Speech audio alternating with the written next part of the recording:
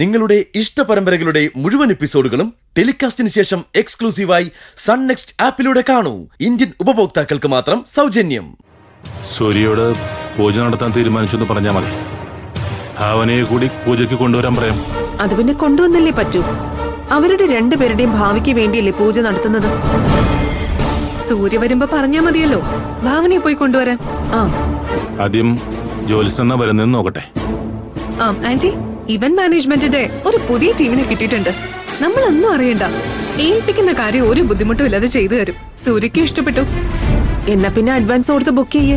ഒന്നും പിന്നത്തേക്ക് മാറ്റി വെക്കണ്ട. അതല്ല ആന്റി, ആന്റിക്ക് ഏതോ ടീമിനെ അറിയാന്ന് അന്ന് പറഞ്ഞില്ലേ? അപ്പൊ പിന്നെ ആന്റിയോട് ചോദിച്ചിട്ട് ബുക്ക് ചെയ്യാന്ന് വിചാരിച്ചു. എന്നെ ഒന്നിനും വിളിക്കണ്ട. എനിക്ക് എന്റെ മോന്റെ കല്യാണത്തിന് ഒരു ടെൻഷനും ഇല്ലാതെ ഫ്രീ ആയിട്ട് നിക്കണം. എല്ലാ കാര്യവും ദേവേട്ടനും നീയും സേതുവും കൂടി നോക്കിയാ മതി.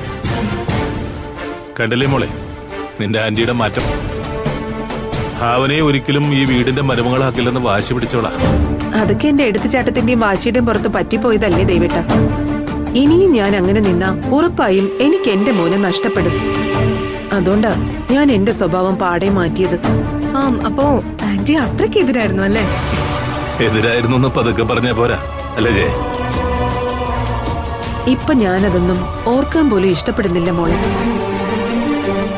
എന്റെ സമയം തീരെ ശരിയല്ലായിരുന്നു. അതുകൊണ്ടാ അങ്ങനെയൊക്കെ സംഭവിച്ചത്. നീ ഇവിടേക്ക് വന്നതിന് ശേഷം ഞാൻ മാറിയെന്ന് വേണമെങ്കിൽ പറയാം. വേണമെങ്കിലല്ല, അത് തന്നെയാ സത്യം. ഇനി ഞാനൊരു അഭിപ്രായം ചോദിച്ചാ നിങ്ങൾ അതിന് മറുപടി പറയൂ. എന്താ അങ്കിൾ? ജ്യോത്സ്യം പറഞ്ഞ കാര്യം സൂര്യയോടും ഭാവനയോടും പറയാതിരിക്കുന്നത് ശരിയാണ്. നാളെ ഒരു സമയത്ത് എന്തുകൊണ്ടാണ് ഞങ്ങളോട് ഇക്കാര്യം പറയാതിരുന്നതെന്ന് ചോദിച്ചാൽ നമ്മൾ എന്ത് മറുപടിയാ പറയാ? അത് വേണ്ട ദേവേട്ട. പറഞ്ഞാ സംഭവിക്കാൻ പോകുന്നത് എന്താന്ന് ഞാൻ പറയാം. ഈ കല്യാണം നടത്തണ്ടെന്ന് അവര് പറയും. എന്നിട്ട് അവര് പോയി വിവാഹം രജിസ്റ്റർ ചെയ്ത് സേഫ് ആവും. അതിലും നല്ലതല്ലേ നമ്മൾ ഈ കല്യാണം നടത്തി കൊടുക്കുന്നത്. അത് ശരിയാണ് അങ്കിൾ. എന്തു തന്നെ വന്നാലും സൂര്യഭാവനെ ഒഴിവാക്കില്ല. പിന്നെന്തിനാ അവരുടെ മനസ്സിലേക്ക് ഇങ്ങനൊരു പേടി നമ്മൾ കൊടുക്കുന്നത്? എന്നാ പിന്നെ വേണ്ട. നമ്മൾ എന്ത് ചെയ്താലും അവരെ അകറ്റാൻ പറ്റിയില്ലെങ്കിൽ പിന്നെ ഒന്നും പറയാതിരിക്കുന്നതാ നല്ലത്.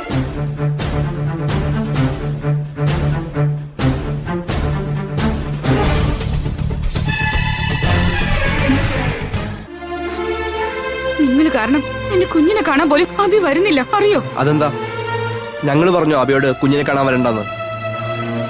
ശരാ, ഈ ലോകത്ത് ഞങ്ങൾ മാത്രമാണ് ഒളിച്ചോടിയിട്ടുള്ളത്. നിനക്കത് നിസ്സാരമായിട്ട് പറയാം. തുടക്കത്തില് ഞാൻ നിന്നോട് പറഞ്ഞതാ എന്റെ ജീവിതം നശിപ്പിക്കരുതെന്ന്. ഇപ്പൊ എന്റെ മനസ്സമാധാനം പോയത്.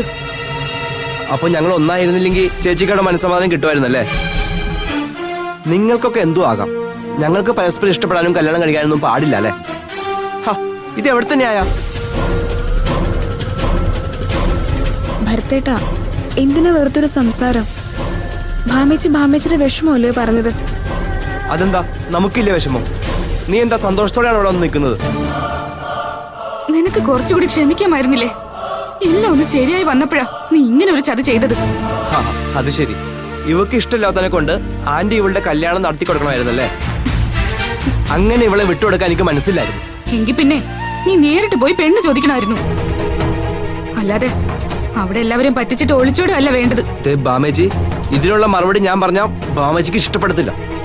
അയ്യോ, അങ്ങനെയുള്ള ഔദാര്യൊന്നും നീ ചെയ്തു തരണ്ടടാ. പറയാനുള്ളത് നീ എന്റെ മുഖത്ത് നോക്കി പറയൂ. എന്നാ പറയാം. ഞാൻ ചേച്ചി അബിയെ പോലെ കുടുംബത്തെ നാണക്കേടൊന്നും വരുത്തി വെച്ചില്ലല്ലോ. നല്ല അന്തസ്സായിട്ട് ഇവിടെ അമ്പലത്തിൽ കൊണ്ടുപോയി താലി കെട്ടി തന്നെ ഇവിടെ കൊണ്ടുവന്നത്.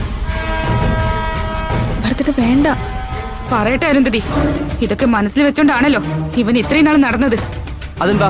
ഇതൊന്നും ഇവിടെ ആർക്കും അറിയാത്ത കാര്യമാണോ? അമ്മ, എന്നെ ഒന്ന് അങ്ങോട്ട് കൊണ്ടുപോ. നിനക്ക് വേറെ ജോലിയൊന്നുമില്ലേ? ഞാൻ കണ്ടില്ലെന്ന് വെച്ച് തന്നെയാ. അവനില്ലെങ്കിലും ഇപ്പൊ ഇച്ചിരി ഒരു കൂടുതല. എന്താ അമ്മ ഇത്? ഒന്ന് കൊണ്ടുപോകാൻ പറ്റുമെങ്കിൽ എന്നെ കൊണ്ടുപോ. അവിടെ നിന്റെ ഒരു കുറവും കൂടി ഉണ്ടായിരുന്നുള്ളൂ.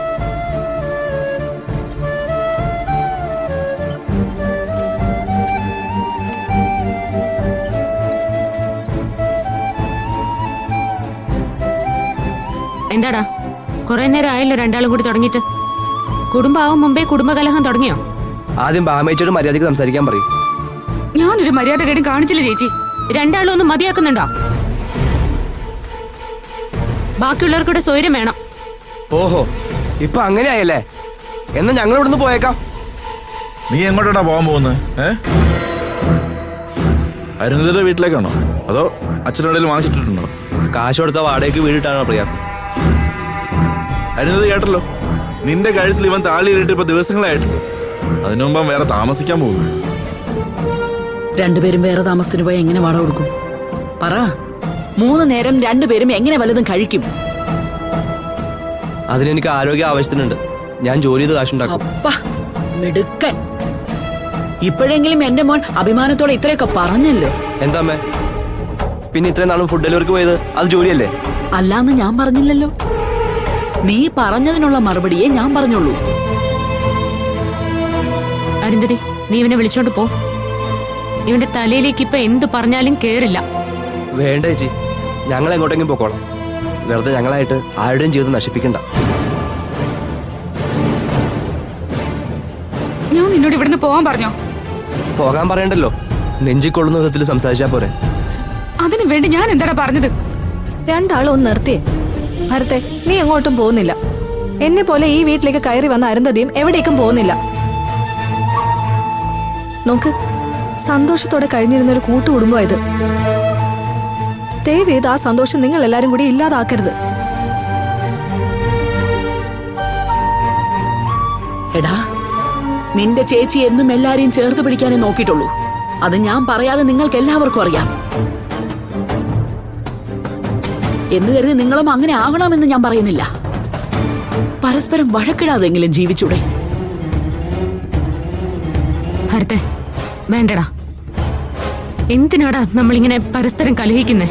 സോറി ചേച്ചി, ഇനി ഇങ്ങനെ ഉണ്ടാവുന്നത് ഞാൻ നോക്കിക്കോളാം. എന്നോട് ക്ഷമിക്ക് ചേച്ചി. ഞാനും അങ്ങനെയൊന്നും പറയാൻ പാടില്ലായിരുന്നു.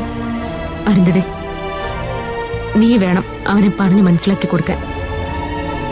അവനൊരു പാവോ, പക്ഷെ ഈ മുൻദേഷ്യം അതവന് ദോഷം ചെയ്യും. ഞാൻ നോക്കിക്കോളാം ചേച്ചി. ഭാവന, ഭരതനെ നീ വിശ്വസിക്കണ്ട. അവൻ ഏത് സമയം അവളെ കൊണ്ടുപോകും. പോകുന്നവരെ ഒന്നും നമുക്ക് പിടിച്ചു നിർത്താൻ പറ്റില്ലല്ലോ ഏട്ടാ. നമുക്കിങ്ങനെ ഉപദേശിച്ച് നോക്കാനല്ലേ പറ്റൂ. ദാ നിൽക്കുന്നു അടുത്ത ആള്. നാളെ നീയും ഇതുപോലെ നിന്റെ ചേച്ചിക്കെതിരെ തിരിയോ? ഇല്ലമ്മേ.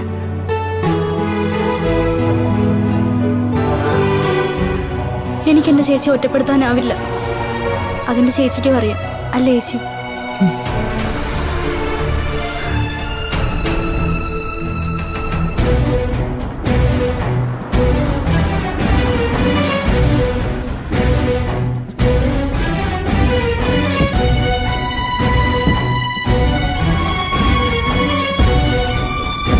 അമ്മേ, ആദ്യം ഞാൻ പറയുന്നു കേൾക്ക്.